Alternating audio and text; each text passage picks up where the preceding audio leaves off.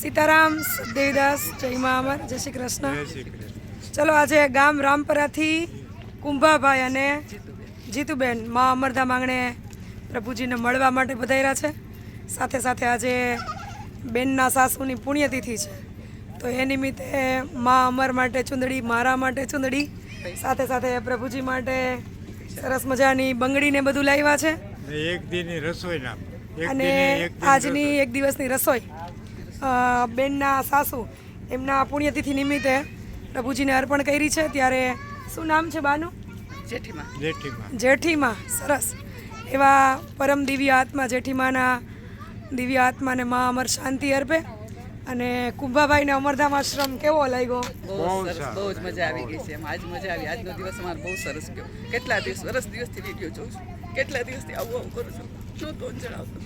સાસુ મેં કીધું મને તો બેન એ જ થાય કે અમારા આયરની દીકરીઓ ખૂબ છે, એકેય કોઈ જાગી અત્યાર સુધી તમે એવું ના હોય. એ તો જ્યાં જેના નસીબમાં નિમિત્ત બનાવ્યા હોય એને જાગવા સમય એને જગાડે. તમે જુગદુંબા દેવી છે. નહીં આપણી કોઈ એવી લાયકાત નથી, પણ ઈશ્વરે આપણને જે કાર્ય માટે નિમિત્ત બનાવ્યા છે એ સમયસર આપણે જ્યારે આપણા હાથ પગ સક્ષમ છે ત્યારે એ કાર્ય કરી લઈએ તો થાય. બાકી અમુક કાર્ય છે એ આપણી શરીરની સક્ષમતા પૂરી થઈ જાય પછી નથી થતા.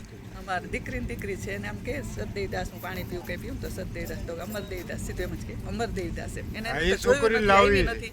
એમ કોણ બેટા સતદેવદાસ તો અમરદેવ. આપણે વિડીયો કોલ કર્યો તો સતદેવદાસ તો અમરદેવદાસ. એ તો બહુ મોટી પાર્ટી છે. અમે ધારા વિસોટ પોટલું નહીં સાસણ એ બધા સરસ. એટલે ખૂબ આનંદની વાત છે કે બેનના પગ દુખતા હતા અને એમણે સંકલ્પ કર્યો હશે કે મારે પ્રભુજીને મળવાને જમાડવા જવા છે. તો એક શ્રદ્ધાની વાત છે કે ઈશ્વર ઉપર અડગ શ્રદ્ધા હોય તો ઈશ્વર સમયે સમયે દરેક લોકોના કાર્ય પૂરા કરે જ. ફરીથી તમે પધાર્યા અને અમને સહયોગ આપ્યો એ બદલ ખૂબ આભાર. મા અમર તમને અને તમારા પરિવારને સુખ શાંતિ સમૃદ્ધિ અને નિરોગી દીર્ઘાયુ આપે. ના મારી કાંઈ લાયકાત નથી. મારા હાથમાં તમે જલપાબેનમાં તમારું ડાયાબિટીસ સારું થઈ અરે એ બધું ઈશ્વરના આધીન છે. હું તો એક માનવ દેહનું પૂતળું છું. ગુલાબ જાંબુ માતાજી એટલે મને મહેરબાની કરી અને ભગવાનનો દરજ્જો ન આપો. મારી કોઈ એટલી બધી ક્ષમતા કે લાયકાત નથી. અમે એક સેવક છીએ અને કાયમ સેવક બનીને રહીએ, બસ એવી પ્રાર્થના કરો.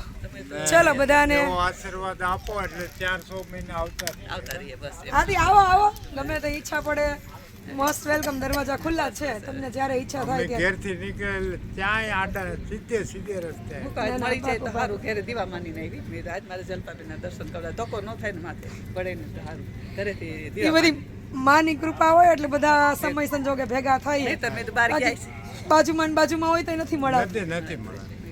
સરસ. ચલો બધાનો ખૂબ ખૂબ આભાર. જય મા અમર, સતદેવીદાસ, અમરદેવીદાસ, જય શ્રી કૃષ્ણ.